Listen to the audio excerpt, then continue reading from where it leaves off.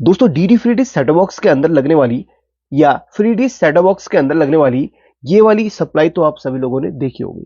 हो सकता है आप लोगों ने कभी ना कभी इसको रिपेयर भी किया होगा अगर आप इस फील्ड पे है तो, या फिर हो सकता है आप लोगों ने इसका इस्तेमाल कभी ना कभी किसी और कामों के लिए भी किया होगा, क्योंकि इसमें बहुत सारी आउटपुट वोल्टेज हमें मिलती हैं जो अलग अलग चीजों के लिए हम इस्तेमाल कर सकते हैं। अब यहाँ पर इस सप्लाई के अंदर एक ऐसी चीज छुपी हुई है जो बहुत लोगों को हो सकता है पता हो और हो सकता है नहीं भी पता हो। लगभग 80% लोगों को ये चीज नहीं पता है।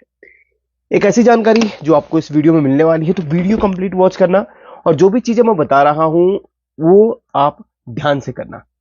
अब इस सप्लाई के अंदर एक देखिए आउटपुट जो इसका सेक्शन होता है, जो सेकेंडरी सेक्शन होता है, आप कोई भी सप्लाई को उठा दीजिए, ये इंडियन ले लीजिए या चाइनीज ले लीजिए या ये वाली सप्लाई ले लीजिए, तीन अलग अलग ली है, ठीक है। सभी में यहां पर इस सेक्शन में इधर पर एक ट्रांजिस्टर लगा होता है। थोड़ा सा ध्यान से आप इस ट्रांजिस्टर का नंबर पढ़िए। असल में एक ट्रांजिस्टर नहीं है, ये एक एडजस्टेबल जेनर डायोड है। अब आप लोग तो सोच रहे होंगे कि यार जेनर डायोड तो इस टाइप की होती है। जी हाँ, ये जेनर डायोड होती है, ये फिक्स वैल्यू जेनर डायोड है। लेकिन ये जो है ये एडजस्टेबल जेनर डायोड है, जिसे ट्रांजिस्टर की ही शेप में बनाया गया है। आप में से बहुत लोगों को आज ही पता चला होगा कि ये एक एडजस्टेबल जेनर डायोड है। बाकी डिटेल्स के लिए इसके नंबर को आप गूगल करके सर्च कर सकते हैं। TL431 इसका नंबर होता है। आप में से कितने लोगों को आज पता चला कि ये एक जेनर डायोड है, कमेंट करके जरूर बताना। वैसे मैंने इस पर एक डिटेल वीडियो बहुत पहले बनाई है, आप उस वीडियो को देख सकते हैं। अगर आपको सर्च करने पर नहीं मिलती है तो फिर मैं एक और वीडियो बना दूंगा जिसमें और सारी जानकारी इसमें मैं ऐड कर दूंगा। इसी जेनर डायोड का यहाँ पर क्या काम होता है और क्या हम इस एसएमपीएस को हैक करके इसकी वोल्टेज को बढ़ा या फिर घटा सकते हैं, इस वीडियो में आपको बता दें। और इस वीडियो में खास जानकारी इसी टॉपिक पर है। इसी चीज पर हम एक अलग कंपोनेंट ऐड करने वाले हैं जिसमें इसकी वोल्टेज को हम यहां पर हैक करने वाले हैं। जैसे आपको पता है इसमें अलग अलग वोल्टेज आउटपुट होती है। यहाँ पर 3.3 वोल्ट आउटपुट होती है, 12 वोल्ट, 24 वोल्ट, 5 वोल्ट। अब यहाँ पर बहुत बार हमने आपको बताया है कि जब इसकी वोल्टेज में कुछ प्रॉब्लम्स आती हैं, तो यहाँ पर जैसे सपोज यहाँ पर वोल्टेज प्रॉपर आउटपुट में नहीं मिल रही है, तो इन कैपेसिटर्स को या फिर यहाँ पर लगने वाले ये जो शॉर्टकी डायोड्स हैं, इनको हम रिप्लेस करके इसकी जो वोल्टेज में प्रॉब्लम्स आ रही है उनको उनका सॉल्यूशन कर सकते हैं, उनको सॉल्व कर सकते हैं प्रॉब्लम को, ठीक है। या फिर मेन कैपेसिटर की यहाँ पर कुछ प्रॉब्लम आने की वजह से सभी वोल्टेज दिक्कत करती हैं, ये बताया गया है। जैसे कि बहुत बार हमने आपको बताया है कि जैसे वोल्टेज कभी कभी क्या होता है ना, किसी में आपको बहुत ज्यादा वोल्टेज मिल जाती है और किसी में नहीं मिल पा रही है। ऐसी कंडीशन में हमारी यहाँ पर आउटपुट में ये डायोड्स वगैरह शॉर्ट होती है, इसकी वजह से भी ऐसा होता है। लेकिन आज ऐसा नहीं है। जब वोल्टेज की प्रॉब्लम आती है तो यहाँ पर वो ट्रिक भी आप कर सकते हैं जो मैं आपको यहाँ पर बताने वाला हूँ। अब यहाँ पर एक चीज मैं आपको बताने वाला हूँ क्लियर। अगर इस पार्ट को आपने स्किप कर लिया तो प्लीज स्किप मत करना, पहले ये पूरा सुन लेना। जो चीज मैं आपको यहां पर बताने वाला हूं वहां पर आपको आउटपुट में सभी कैपेसिटर को चेंज कर लेना है। लगभग 100 वोल्ट के कैपेसिटर आपने आउटपुट में लगाने हैं। लगभग 100 वोल्ट के सभी के लगा लीजिए, कोई दिक्कत नहीं है। जो चीज यहां पर करूंगा वहां पर आपको आउटपुट में वोल्टेज बढ़ के मिलने वाली है। जी हाँ, आपको इसमें लगभग 50 वोल्ट तक भी आउटपुट में मिलेगी। तो कैपेसिटर को रिप्लेस कर दीजिएगा, क्योंकि ऐसी कंडीशन में कैपेसिटर फट सकते हैं जो आपके एसएमपीएस में ऑलरेडी लगे होंगे। ये एक बेसिक नॉलेज के लिए वीडियो बना रहा हूं, तो प्लीज सेफ्टी के साथ करना। और जो मैंने आपको बताया ना कैपेसिटर, ये जरूर रिप्लेस कर लेना। जितने भी होंगे सभी में 100 वोल्ट के डाल देना, 220 माइक्रोफैरेड डाल दो, या फिर आप इसमें वो थोड़ा सा ऊपर नीचे कर लो, लेकिन 100 वोल्ट से नीचे मत लेना, ठीक है।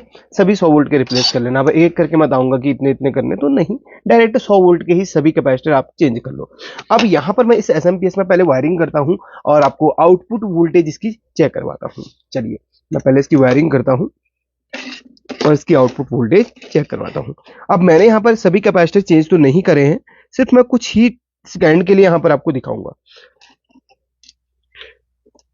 मतलब चेंज नहीं करते हैं तो कैपेसिटर फट जाता है, इस चीज का आप ध्यान रखना, ठीक है। अब यहां पर देखिए, सबसे पहले तो मैं इसकी वायरिंग मैंने कर ली है, और जैसे कि आपको पता है कि आउटपुट में कितनी कितनी वोल्टेज देता है, फिर भी आपको एक बार कंफर्म दिखा देता हूं। मैं इसको मैं ग्राउंड कर लेता हूं। सबसे पहले ग्राउंड में जहां पर भी मिल रहा है वहां पर इसको मैं सोल्डिंग कर लेता हूं।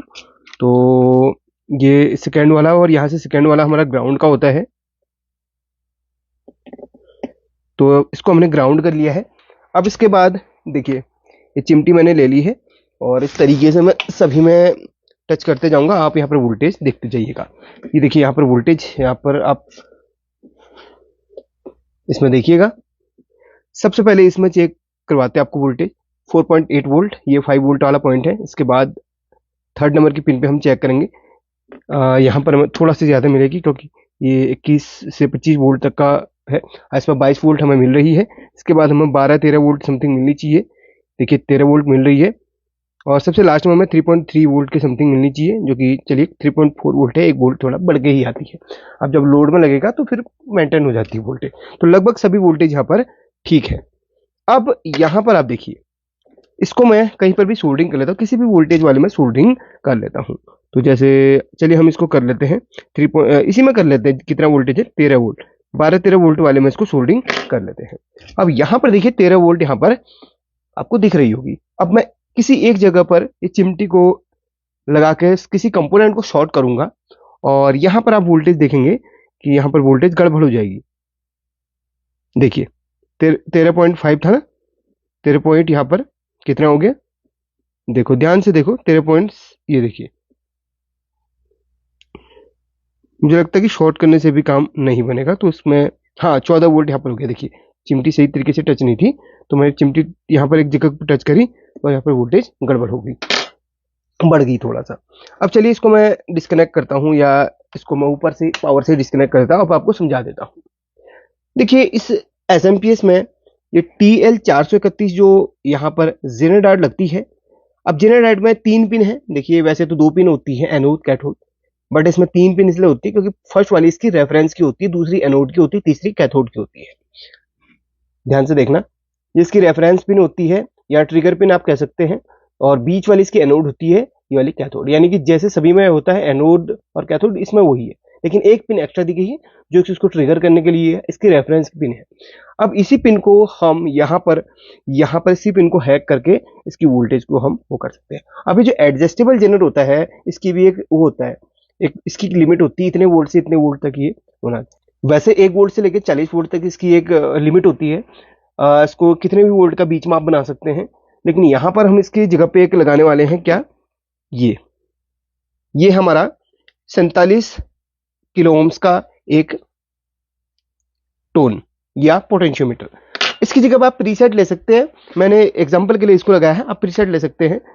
अब यहाँ पर देखिए जो एडजस्टेबल जेनर है, इसकी फर्स्ट पिन पे एक यहाँ पर रेजिस्टेंस लगा हुआ है, इस रेजिस्टेंस को आपने यहाँ से ओपन कर लेना है। ये देखिए इस तरीके से ओपन कर लेना, मैंने ऑलरेडी कट किया हुआ है इसे, तो इस तरीके से ओपन कर लेना है। ये देखिए अब यहाँ पर देखिए ध्यान से देखना, इसमें 3 रेजिस्टेंस हैं जो फर्स्ट वाली पिन के साथ में कनेक्ट है। तीनों रेजिस्टेंस फर्स्ट वाली पिन के ही साथ में कनेक्ट होती है, बट एक रेजिस्टेंस ऐसी होगी जो यहाँ पर फर्स्ट वाली पिन के साथ कनेक्ट तो है, लेकिन उस रेजिस्टेंस का दूसरा सिरा हमारा इस बड़ी डायोड के साथ में जुड़ा हुआ है। ठीक है, ये बड़ी डायोड के साथ में जुड़ा है इस रेजिस्टेंस का दूसरा सिरा, तो उस रेजिस्टेंस को आपने काटना है या हटाना है, जिसका दूसरा सिरा ये बड़ी वाली डायोड के साथ में कनेक्ट है। समझ गए बस। अब इसकी जगह पे आप इस तरीके से आप प्रीसेट लगाइएगा। ये तो पोटेंशियोमीटर मैंने लिया, लेकिन प्रीसेट आपको लगाना है। ये यहां पर तो फिक्स वैल्यू रेजिस्टेंस लगी हुई है, बट हम इसमें वेरिएबल रेजिस्टेंस लगाएंगे, यानी कि यहां से इसकी वैल्यू चेंज होगी। ये रेजिस्टेंस है, ये भी एक रेजिस्टेंस है, और इसकी वैल्यू हम यहां से चेंज करेंगे तो वहां पर वोल्टेज में काफी डिफरेंस हमें देखने के लिए मिलेगा। तो जस्ट उसके ऊपर ही हम यहाँ पर इसको सोल्डरिंग कर देंगे। उस रेजिस्टेंस को हमने हटा लिया है और उसी के ऊपर हमने इसको यहाँ पर इस तरीके से सोल्डरिंग कर दिया है। देखिए अब यहाँ पर और हाँ, इसमें जो कनेक्शन होंगे ये फर्स्ट वाली पिन को आप हटा देना और सेकेंड और थर्ड में इस तरीके से कनेक्शन करने हैं। एम्पलीफायर में कनेक्शन इसमें फर्स्ट दूसरे से होते हैं, बट एम्पलीफायर और इसमें अंतर है। एम्पलीफायर में बढ़ाने पर रेजिस्टेंस घटता है, लेकिन यहाँ पर मैं उल्टे कनेक्शन करे हैं जो कि बढ़ाने पर रेजिस्टेंस का बढ़ेगा। तो फर्स्ट वाली पिन के साथ कोई नाता नहीं है, सेकेंड और थर्ड के साथ में कोई सी भी वायर कहीं पर भी आप इस तरीके से जोड़, यानी इसको हमने एक रेजिस्टेंस के तौर पे लिया। अब इसमें वॉल्यूम बिल्कुल कम कर देंगे और हम इसको ऑन करेंगे। और ध्यान रखना, आउटपुट में जो आपको कैपेसिटर मिल रहे हैं ना, सारे के सारे वो चेंज करने हैं। मैंने चेंज नहीं करे हैं, लेकिन मैं कुछ ही सेकंड से दिखाऊंगा, यानी कि फटने वाली नौबत तक मैं इसकी वोल्टेज को नहीं पहुंचाऊंगा। ठीक है, अब मैंने यहाँ पर देखिए ऑन कर दिया, तो वोल्टेज कितनी आ रही है देखिए। अभी हमने सिर्फ इसको 12 वोल्ट वाले टर्मिनल पे जोड़ा हुआ है, बाकी अदर भी आपको दिखाऊंगा। तो देखिए अभी 12 वोल्ट में दिखा रहा है। अब जैसे जैसे हम इसको घुमा के देखिए बढ़ा रहे हैं ना, वोल्टेज बढ़ते जा रही है।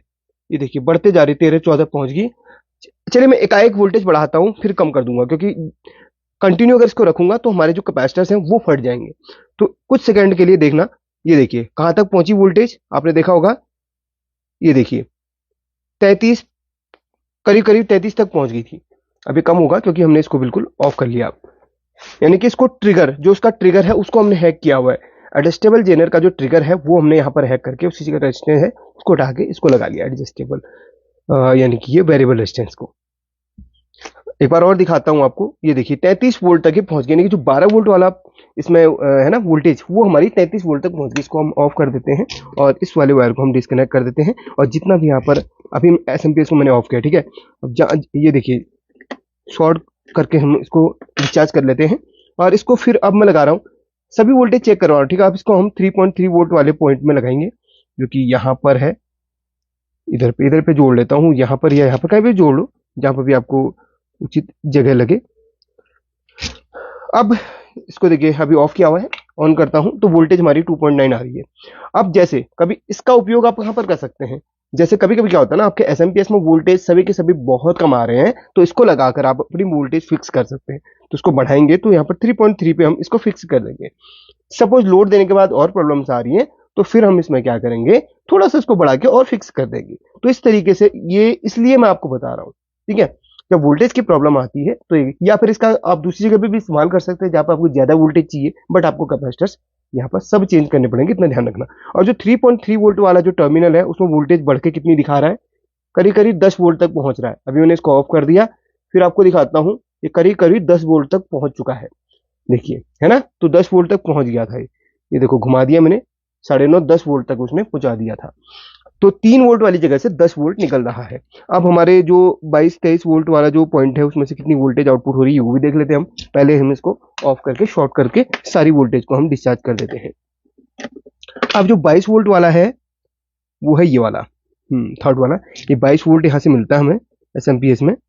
तो अब इसको नॉर्मली हम पहले ऑन करते हैं, तो यहाँ पर देखिए 20 वोल्ट नॉर्मली मिल रहा है। अब हम इसको बढ़ाते तो कितने वोल्ट तक पहुंचता है, 47 वोल्ट। आपने देखा होगा 47-48 वोल्ट तक वो पहुंच गया था। हमने कंटिन्यू इसको ऑन नहीं किया, वरना सारे कैपेसिटर्स हमारे फट जाएंगे, क्योंकि हर वोल्टेज यहाँ पर बूस्ट हो रही है। चलिए मैं इसको ऑफ कर देता हूं और यहाँ पर इसको डिस्कनेक्ट करके आपको थोड़ा सा इसकी थ्योरी को समझाता हूं। जो भी मुझे आता है वही समझाने की कोशिश करूंगा, ठीक है। अभी वोल्टेज बढ़ी कैसे, देखिए एसएमपीएस में यहाँ पर ये जो जेनर डायोड है, एडजस्टेबल जेनर है, यहाँ पर ये इसकी स्विचिंग के लिए इसमें लगा हुआ है। अब ये हमारा ये ऑप्टोकपलर है, ये आउटपुट और ये माफ करना, हमारा ऑप्टोकपलर जो है 2 पिन इसकी हमारी प्राइमरी सेक्शन के साथ जुड़ी होती है, 2 पिन हमारी सेकेंडरी सेक्शन के साथ जुड़ी होती है। सेकेंडरी सेक्शन जब ऑन, ये क्या है ना, ये पूरा एक दूसरे के साथ में कनेक्ट होते हैं इस कंपोनेंट की वजह से। तो यहाँ पर क्या होता है ना, कोलैबोरेशन मान लीजिए ये करता है, यानी कि यहाँ पर अगर बिल्कुल स्थिति सही होगी तो ये जो कंपोनेंट है इसके अंदर एक एलईडी होती है। एलईडी अगर ऑन होती है और वो एलईडी आईआर एलईडी होती है, ये कंपोनेंट जो है ना 2 कंपोनेंट से मिलकर बना होता है, एक फोटो ट्रांजिस्टर और एक आईआर एलईडी। इसके अंदर एक ऑप्टिकल सिग्नल के द्वारा यहाँ पर ये ऑन होता है। तो यहाँ पर इसमें ट्रांजिस्टर लगा होता है इसके अंदर। इस ट्रांजिस्टर का बेस अंदर होता है। इसमें वैसे तो ट्रांजिस्टर में 3 लेग होती है, लेकिन इसमें 2 इसलिए क्यों है, क्योंकि इसका जो बेस है वो अंदर है। और बेस की पिन पे ये दोनों जब यहाँ पर करंट मिलता है और इसके अंदर एक लाइट जलती है आईआर एलईडी, और जब इसकी बेस की पिन पे पड़ती है तो ये स्विचिंग करता है, और स्विचिंग करता है तो ये यहाँ पर आईसी को सिग्नल देता है, तब जाके मतलब मिलके काम करता है ये प्राइमरी और सेकेंडरी सेक्शन इस कंपोनेंट के द्वारा।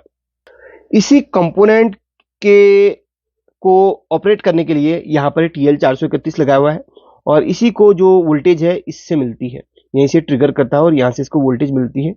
अगर यहाँ पर वोल्टेज इसको थोड़ा सा ऊपर नीचे मिलती है तो यहाँ पर आईआर एलईडी है, कम या ज्यादा ग्लो होगा, और जब कम या ज्यादा ग्लो होगा तो इसके अंदर का जो ट्रांजिस्टर है वो भी अपने वोल्टेज को बढ़ाएगा घटाएगा, यानी कि ये जो सिग्नल है, वो जो ट्रांजिस्टर है वो सिग्नल इसको आईसी को देगा।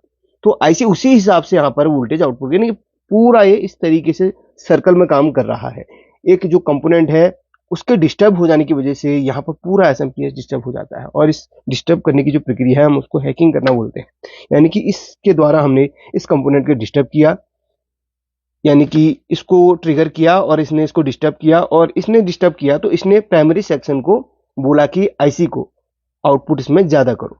तो ऐसे करके यहाँ पर जैसे जैसे हम इसको डिस्टर्ब करेंगे वैसे वैसे इस कंपोनेंट के द्वारा यहाँ पर ये आईसी में सिग्नल जाएगा, और ऐसी उसी हिसाब से आउटपुट में यहाँ पर वोल्टेज को ऊपर नीचे करती है। मेरे ख्याल से जो मैं समझा रहा था थोड़ा थोड़ा समझ में आ रहा होगा। हालांकि कुछ शब्द ऐसे थे जो मैं सही तरीके से जिनकी डेफिनेशन नहीं दे पाया, बट कुछ लोगों को सही तरीके से समझ में आ भी गया होगा। तो यहाँ पर फिर से आपको बता देता हूँ, इसका जो इस्तेमाल है आपने तभी करना है जब आपको इसकी उचित ज़रूरत हो। ऐसा नहीं कि आप इसको लगाकर बिल्कुल घुमा दे रहे हो। तो जितने भी कैपेसिटर्स हैं, क्योंकि ये कम वोल्ट के कैपेसिटर्स में लगे होते हैं, जितनी वोल्टेज में आउटपुट होनी है तो उसी हिसाब से कैपेसिटर लगे होते हैं। जैसे हम इसकी वोल्टेज को बढ़ाना चाह रहे हैं तो यहाँ पर जो कैपेसिटर्स हैं वो उतनी वोल्टेज सहन नहीं कर पाएंगे और एक एक करके फटने लगेंगे। तो ऐसी कंडीशन में जब भी आप ये काम कर रहे हैं तो सभी कैपेसिटर्स को यहाँ पर बढ़ा दें, यानी कि 100 वोल्ट के समथिंग के कैपेसिटर्स आप यहाँ पर इस्तेमाल करें, तब जाके ये काम आपने करना है। तो मुझे लगता है कि इस वीडियो से आपको बहुत कुछ सीखने के लिए मिला होगा, और जो भी मैंने इंस्ट्रक्शन आपको बताए थे उनका पालन कर लेना, वरना दुर्घटना हो सकती है। ठीक है, ये सभी मॉडिफाई जरूर कर लेना। और इसमें जो फर्स्ट वाली पिन है उसी रेजिस्टेंस को देखना, और दूसरी वाली पिन पे जो रेजिस्टेंस है उनको भी छेड़ के होता है, बट उसमें नहीं करना, इसी में करना है आपने। ठीक है, चलिए, आई होप कि इस वीडियो से आपको बहुत कुछ सीखने के लिए मिला होगा, और ऐसे वीडियो देखते रहना, कुछ नहीं आ सकते। Thank you so much this video.